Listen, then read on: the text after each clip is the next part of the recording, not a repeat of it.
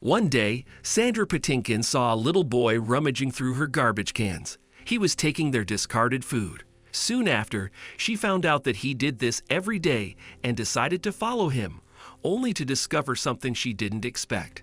Before we continue, please take some time to subscribe to Dailydose, like and share this video with your friends.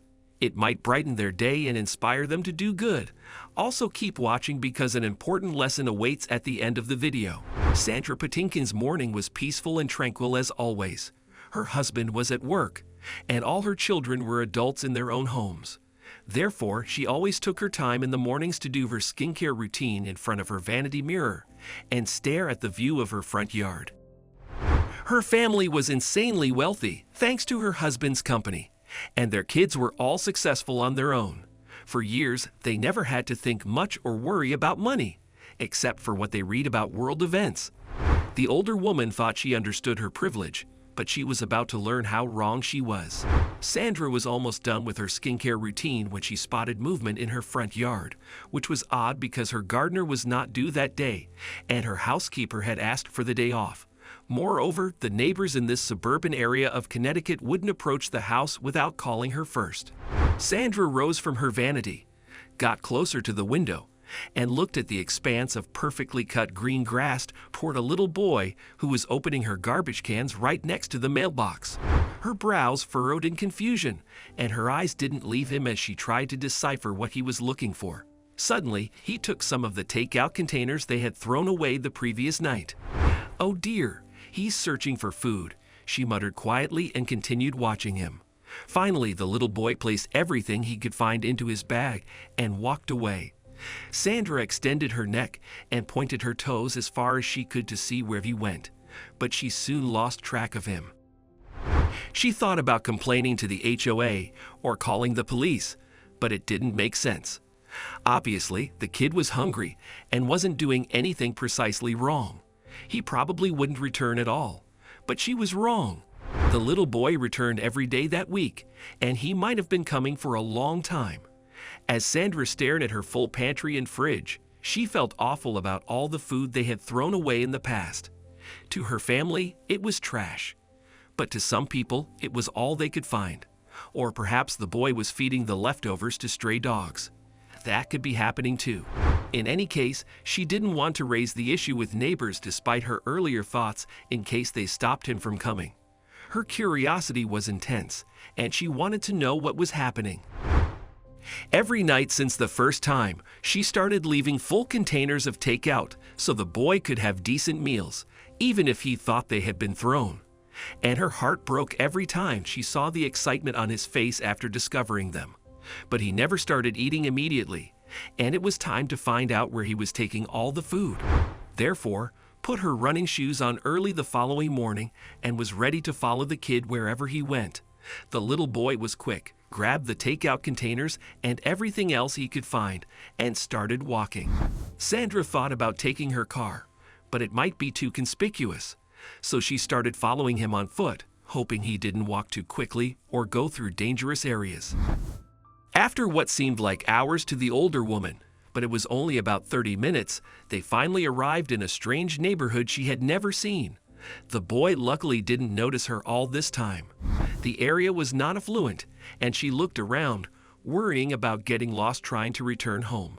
Still, she was there. She had to continue her mission, even if she was out of breath after walking so much. Finally, the little boy stopped walking, went up to the porch of a shabby little house, and left the food on the doorstep. Then he rounded the house and seemed to enter through the back. Sandra stayed on the sidelines, trying to figure out why he didn't take the food inside after walking so much to find it. But suddenly, a younger woman who looked tired and frail opened the door. Despite looking pale, she smiled brightly at the bag of food on her doorstep and looked back into the house. "Jim, they did it again. Someone brought us food." She called out, and the little boy came to join her, hugging her waist tightly. "Yay, let's take it inside to eat, Mom," the boy said after letting her go, and they went back inside. Sandra's jaw almost dropped to the floor. The little boy, Jim, went out to find food and pretended like someone else was leaving it on their doorstep.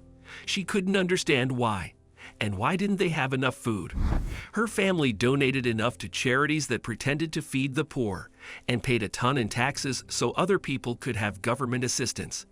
It still didn't make sense, so she had to do something. She knocked on the family's front door, and the frail woman came out. "Can I help you?" she asked, her hand covering her mouth with a paper napkin. "Oh dear, I interrupted your meal. I'm so sorry," Sandra started. "I'm Sandra Patinkin, and well, this is weird to say, but I followed your son from my house." And she explained everything that happened. By then, Jim had approached his mother, and his face was red as Sandra revealed the entire situation. "Jim, are you the one bringing this food? And you took it from her garbage?" The tired mother asked the little boy, stunned. Then she turned to Sandra again. "Mrs. Patinkin, this will never happen again. I'm so sorry." Sandra raised her hand and shook her head vehemently. "No, young lady, that's not what I want. I just wanted you to know what your son is doing, and that I think he's a stand-up young boy. I've been leaving full containers of food for the past few days, but I got a little curious and spied on you just now. I hope you can forgive me for that. Oh well, I still don't approve of rummaging through garbage, but that's my fault in the end," the young woman started. "By the way, I'm Maria. We don't have many options right now. It's my fault that my son is out there looking through people's trash for food." Sandra felt awful at making Maria ashamed of her situation, so she shook her head again. "No, Maria, no. Don't be ashamed. I can't say that I understand your struggle, but I was wondering if I could help so that your family never eats anything from the trash again." Maria invited the older woman inside and revealed her story. Her husband, who was their breadwinner, recently died. They had 4 kids, all under the age of 7.